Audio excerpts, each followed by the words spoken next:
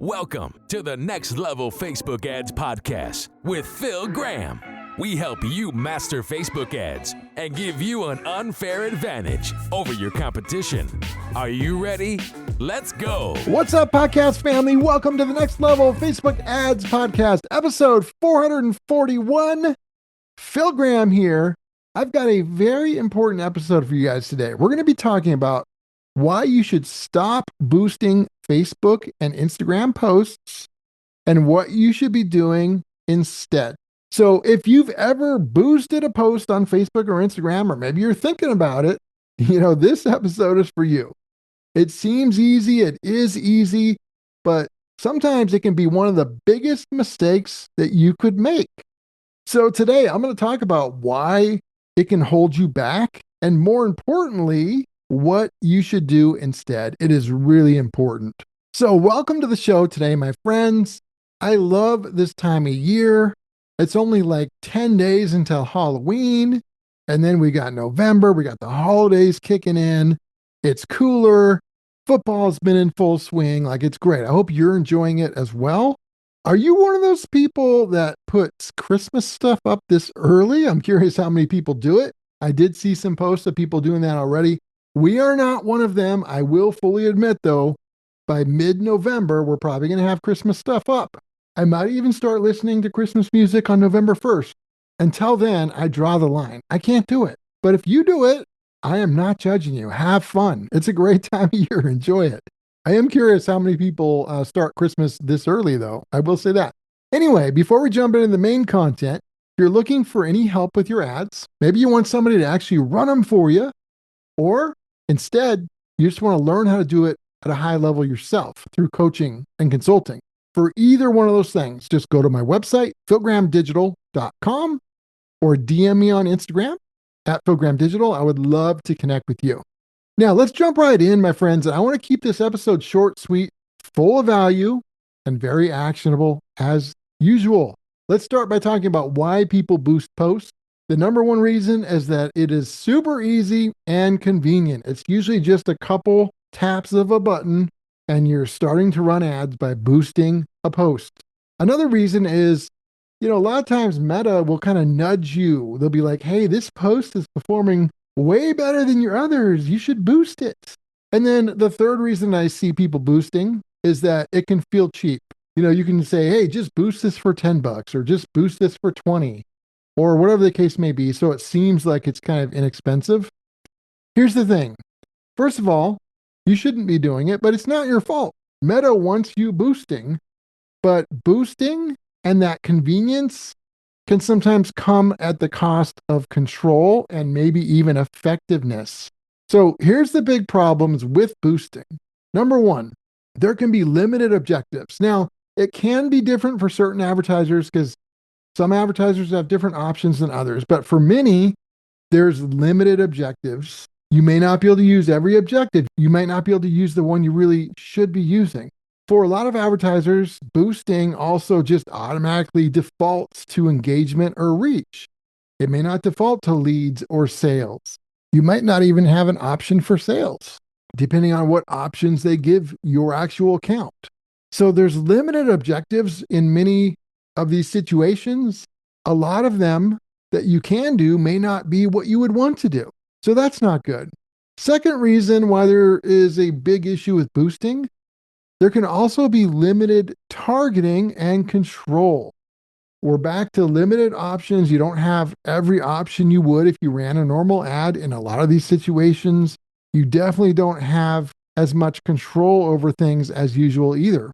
Some other reasons that make it not good is it's not really part of a full ad or funnel strategy. Boosts are more like one-off ads that aren't really connected necessarily to a funnel or to a flow of warm and cold audience and add specifically to them. And that can really be an issue as well. And then the other thing is you just can't properly, what I would say properly anyway, test creatives or audiences and track the results with the same precision as you could if you were just running these ads in Ads Manager. And in a minute, I'm going to tell you why there's literally zero reason you should boost. Zero. even if you want to use a post that's doing great. You can use that in Ads Manager. So I'll talk about that in just a minute. So a good analogy I heard is that boosting is kind of like putting gas in your car, but there's no steering wheel.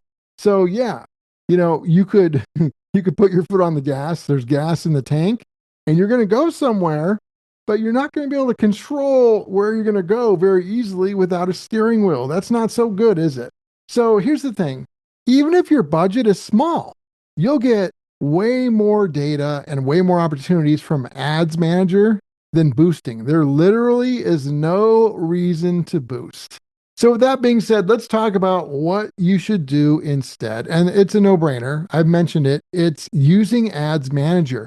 You have 100% full control over any and every ad objective, over all of your targeting, your exclusions, your placements, your timing, your budgets, your funnels, and a lot more. You can pick the exact correct campaign objective that you want. You can even build a simple funnel. So here's what I would recommend, because it's not just about saying, hey, don't do this, use this instead, but let me give you like a little idea that you can maybe use this with. In the Ads Manager, build a simple funnel. So start at the top of the funnel with a cold audience that doesn't know who you are, and have a campaign focusing on one of the primary pain points that your product or service helps them with. And that'll be the top of the funnel.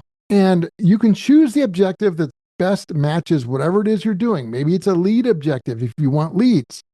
Maybe you're going for a sale, or maybe you just want that awareness at first. You might want to do engagement or video views or something like that. But start a simple funnel with that cold audience. And then what you can do is you can come in behind them and you can retarget anybody who engaged with that cold audience campaign with a more direct sales kind of an ad. And you can certainly use a sales objective for that as well. Engagement ads, awareness ads, they're fine, but only when it's part of a system that has everything else that you need. And then the other part of this plan is your ability to test and measure. So what you should be doing is, with this simple funnel, not just launching some ads, but having an A/B test where you're actually measuring, hey, let's test these two audiences against each other. Let's show them the same creative and see which audience is better. And then you're going to use that data and optimize what works, figure out why something didn't work when it didn't, and then fix it. And then you can run different ad tests. You can be testing audiences, headlines, ad copy, images, videos, even placements and objectives. Those things are so much better than just boosting a post. It's a no-brainer. You can also build a bunch of different audiences to test. Yes, run an Advantage Plus audience, but also run some segmented interest and behavior-based audiences to test against it and match your ad copy to that segment of people. Also run lookalikes, run retargeting. You can do a lot of things here. Then the other thing is, let's say you have a post on your page that's not an ad, but it's a post. And let's say it's doing amazing and you just want to run that as an ad. Don't boost it. You can go right into Ads Manager in the ad section, in the ad tab. Instead of create new ad, you can click on that drop down option and choose use existing post. And then you can grab the post ID from the URL and put that post in there. That will allow you to even use an existing post you might already have that's great and turn it into an ad, but with the full power of Ads Manager and full control. It is a no-brainer. I would never, ever, ever boost a post ever, because there's nothing good that can come from it compared to having more options and more control in Ads Manager. Ads Manager lets you do everything that boosting does, except for way more, way better, and way more control. So to recap, instead of boosting, create a simple funnel. Top of the funnel, run either a traffic ad, video views, engagement, or you could go leads or sales to a cold audience. And then in the middle of the funnel and the bottom of the funnel, retarget the people that engaged with any of those ads at the top of the funnel with a specific lead ad or sales ad or an offer ad, and then use data because you're going to be testing audiences, large and small, different creative stuff like that. Use data to make smart, good decisions on what to do next after those have run for a couple weeks. Many times this level of precision and focus can be hard or maybe even impossible when you're boosting. So boosting might look easy, but it might be costing you time and maybe even money. Ads Manager, it gives you full control of everything you need.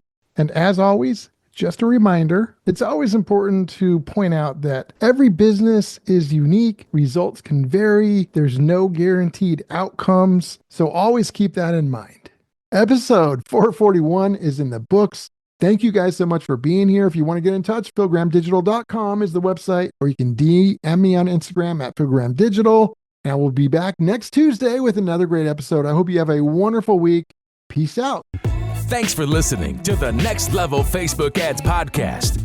Please remember to subscribe and share this with all your friends. For show notes, more tips, and to learn more about Phil, please visit philgrahamdigital.com/podcast.